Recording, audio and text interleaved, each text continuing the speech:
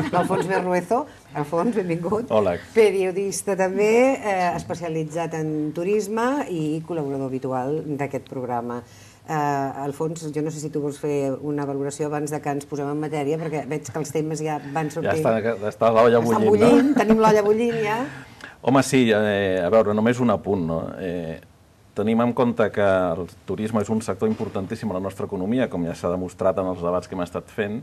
Jo el que voldria és destacar que amb un canal català hi ha un programa dedicat al turisme i que no existeix això en cap televisió, ni catalana ni estatal. Els programes que hi ha de turisme són més de...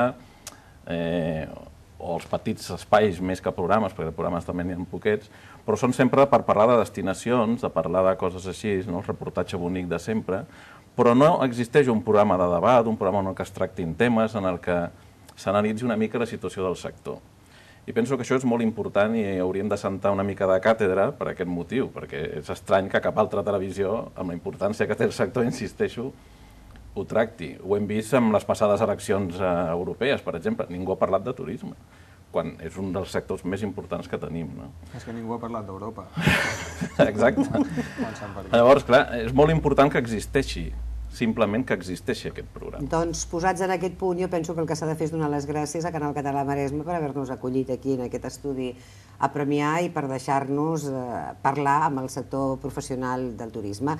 Començàvem, com hem dit, amb el Raimon Martínez Fraile, però després hem parlat de neu, hem parlat d'aviació amb l'Álvaro Midelman, d'Air Berlin, hem parlat de formació professional del turisme amb la directora del CET, hem parlat de balnearis, d'hotels urbans, del Saló del Turisme, de castells fins i tot, i també, evidentment, hem parlat de les agències de viatges i dels turisme de negoci. Tot això, a més, s'ha produït en un any amb el que ha estat especialment complicat el desenvolupar una feina turística amb les condicions habituals. Aquest és un sector, i vosaltres, evidentment, cadascú que digui la seva a partir d'aquí, és un sector en el que jo penso que, a part que no és tractat amb el rigor que altres sectors econòmics, i donada la seva importància hauria de ser, és un sector en el que possiblement ni el propi professional s'acaba creient la feina que està fent. Jo no sé vosaltres què penseu al respecte, però moltes vegades un té la sensació, una mica allò que deia el Marcel Forn en el programa que va intervenir, que probablement l'evolució, tal com s'ha produït el creixement turístic a Catalunya, ha condicionat el que el propi sector es consideri prou fort com per reclamar o exigir alguns tractaments que jo penso que li pertanyen, no? Vosaltres suposo que aprofundireu més perquè la vostra visió és més analítica en aquest sentit, però jo crec que no és tant que no es creguin el que fan, sinó que el dia a dia, a veure, el sector turístic a Catalunya i el sector turístic en general lliga malament, marida malament amb la paraula estratègia futur. Sempre lliguen malament. I per tant, no és que no et creguis la feina que fas, és que senzillament, una, no n'ets conscient de lo important que és la teva feina en el conjunt del sector, i dos, difícilment et pares a pensar en futur, tant per a la teva empresa, micro o macro, com pel conjunt del sector. Si tots penséssim,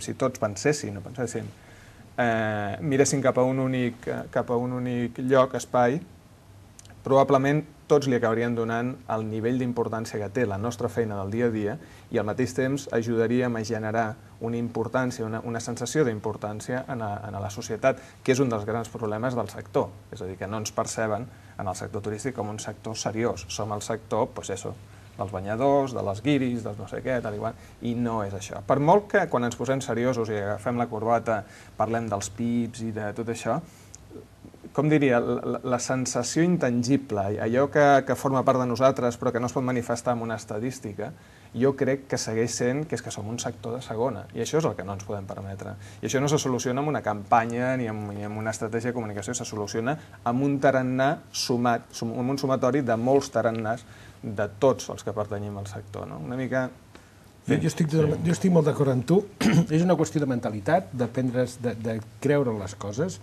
Potser s'haurien de canviar fins i tot la manera d'expressar-se. Potser no hem de parlar del negoci turístic, sinó del negoci de l'hospitalitat, traduint l'hospitality anglosaxona, que potser té un concepte com més de valor afegit i molta més cura d'allò que fas.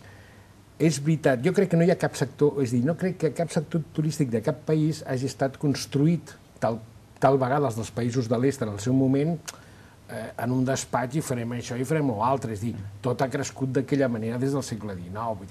Ni els balnearis es van planificar en el segle XIX, ni la Costa Blava es va planificar, ni la Riviera Italiana es va planificar, res de res.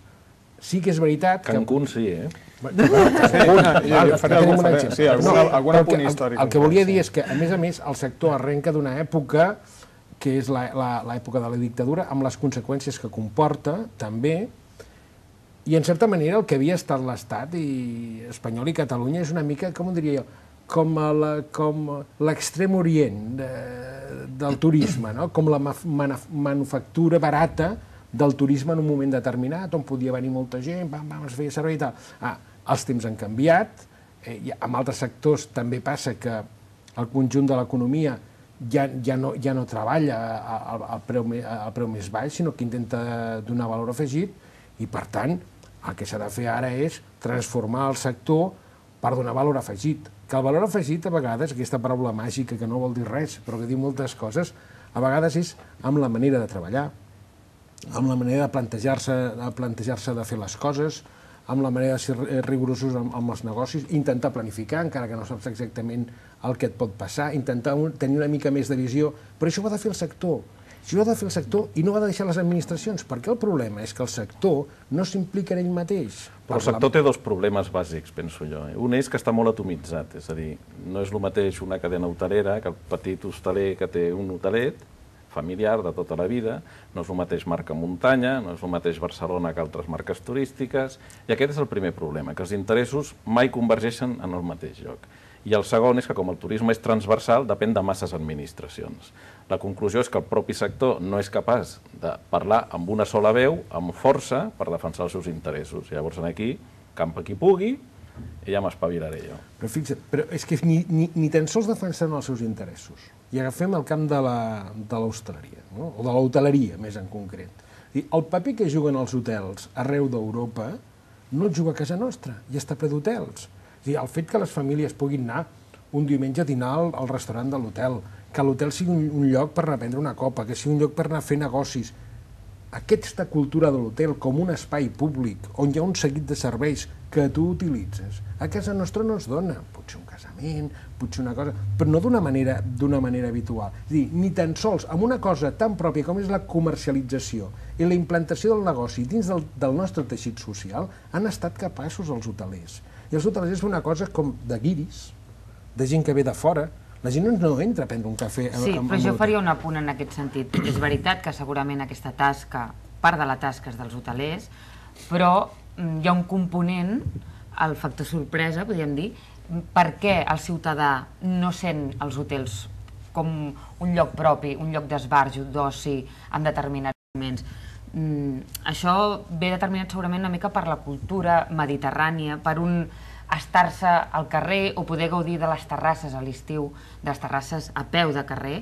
Sí que és veritat que els últims anys, per exemple, a la ciutat de Barcelona, que a vegades ho centralitzem, però és molt fàcil posar exemples, fa molts anys que determinats hotels obren les seves terrasses a l'estiu perquè la gent hi pugui fer una copa després de sopar o després de sortir de treballar, però també és veritat que hi va un públic molt determinat. El per què no se sap ben bé, però és veritat que es fan tímids, potser sí, però esforços per atraure al públic en general, al ciutadà, no només al turista que ens visita. Hi ha qui ho justifica de manera molt més simple, dient que les portes giratòries són el que condicionen que la gent entri als hotels.